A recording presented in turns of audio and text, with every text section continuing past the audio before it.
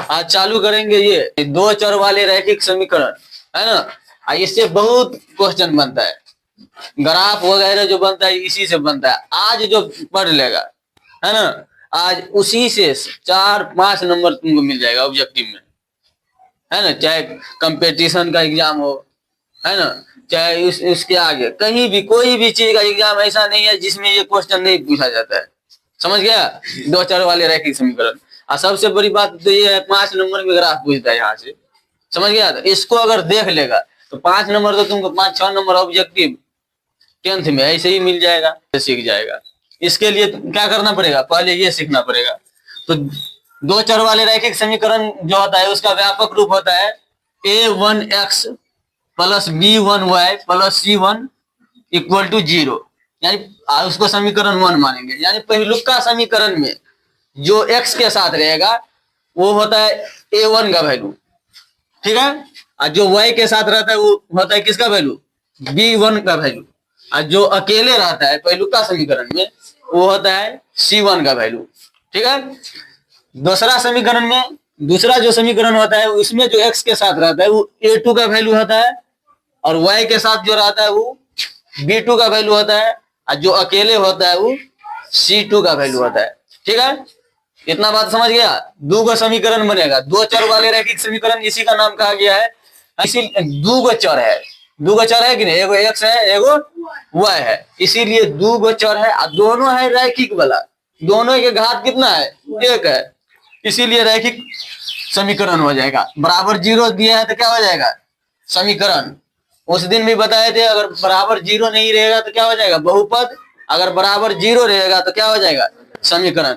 तो दो का वैल्यू, तो यहाँ से 3 गो केस बनेगा, है ना। भर भर के क्वेश्चन मिलेगा 10वां में। अगर इसको बढ़िया से समझ लेगा तो कोनो तरह का दिक्कत नहीं होने वाला है, ठीक है। तो यहाँ पे ध्यान देगा। केस 1 बनता है, पहला केस बनता है केस 1 कि अगर ऐसा कंडीशन होगा कि a1 बट्टा a2 बराबर नहीं होगा b1 बट्टा b2 के, है ना। ऐसा कंडीशन बन सकता है, अगर a1 बट्टा a2 बराबर नहीं होगा b1 बट्टा b2 के, तब क्या कंडीशन होगा। इसमें जो होता है, इसमें रेखाएं एक दूसरे को प्रतिच्छेद करती है, इसमें रेखाएं एक दूसरे को प्रतिच्छेद करती है, प्रतिच्छेद करती है।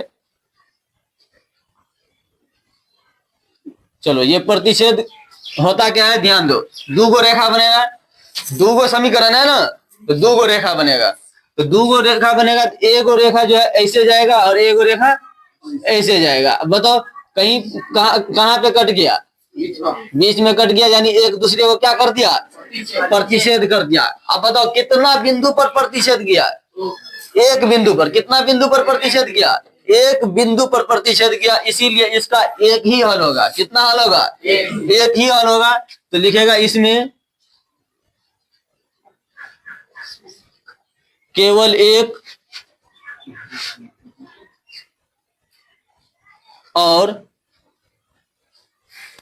अद्वितीय हल होगा, इसमें केवल एक और अद्वितीय हल होगा। चलो, इसके बाद समझो क्या होता है। जब भी कभी हल होगा, चाहे एक हल हो या अनेक हल हो, है ना, तो वो जो होता है संगत होता है। क्या होता है, संगत होता है। तो ये जो है संगत होगा।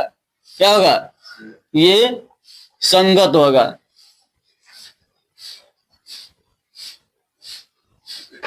इसके बाद इसमें हल है ना, इसमें हल है, एक ही को हल है, इसीलिए ये जो है अविरोधी होगा।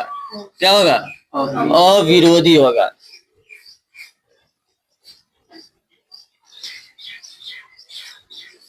मतलब इसमें कई को क्वेश्चन पूछ सकता है, इस टाइप से रहेगा।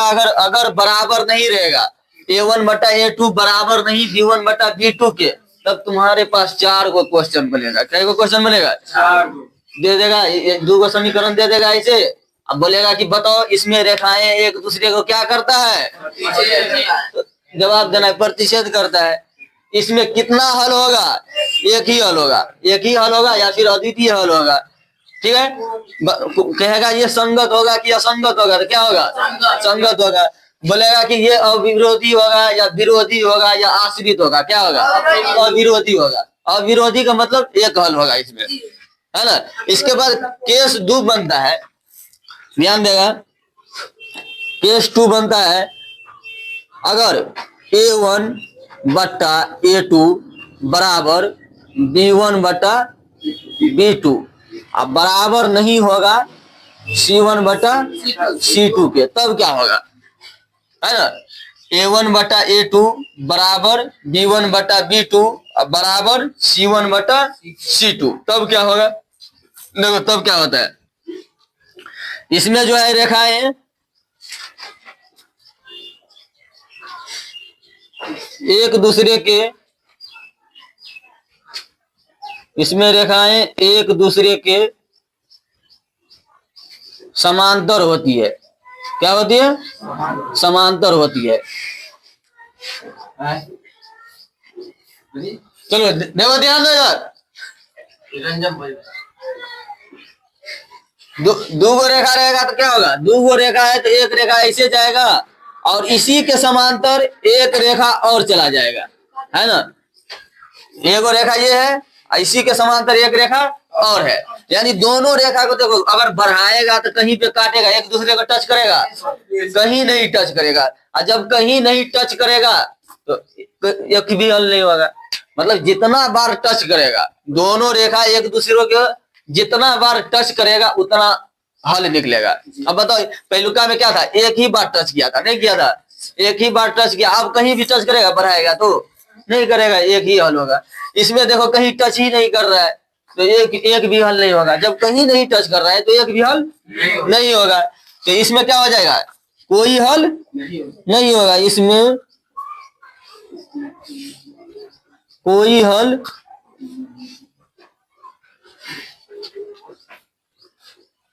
नहीं होगा, ये बात ध्यान रखेगा। और जब कोई हल नहीं होगा तो बताओ क्या होगा? असंगत होगा। क्या होगा? असंगत होगा, ये बात ध्यान रखेगा, ये असंगत होगा, असंगत होगा। और जब एक भी हल नहीं होगा, असंगत होगा, तो इसका मतलब ये क्या हो जाएगा? विरोधी हो जाएगा। क्या हो जाएगा? विरोधी। ये विरोधी होगा।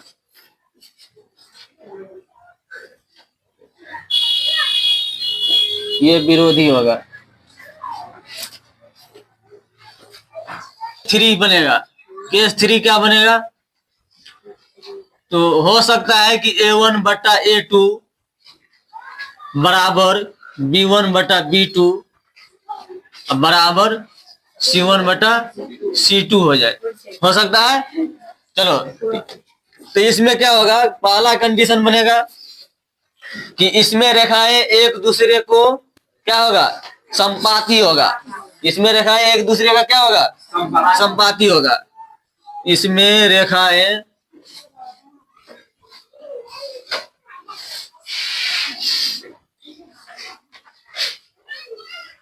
एक दूसरे के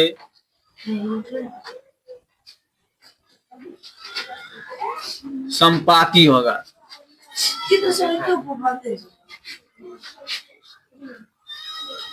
चलो अगर इसका फिगर का बात करेगा, देखो एक रेखा ये है, 2 गो समीकरण है तो 2 गो रेखा बनेगा ना। एक रेखा ये हो गया और दूसरा जो है उसी पे हो जाएगा, है ना, इसी पे हो जाएगा, यानी संपाती हो जाएगा। मतलब जहां जहां ये जाएगा उसी पे चढ़ता हुआ जाएगा। अब बताओ इसमें कितना जगह टच कर रहा है? इसमें कितना जगह टच कर रहा है? एक रेखा दूसरी रेखा को हर जगह टच कर रहा है ना। और जब हर जगह टच करेगा तो क्या होगा? कितना हल होगा? अनेक हल होगा। इसमें अनेक हल होगा, इसमें अनेक हल होगा। चलो, और जब इसमें अनेक हल होगा तो इसी को कहा जाता है कथी? आश्रित। ये आश्रित होगा, आश्रित होगा।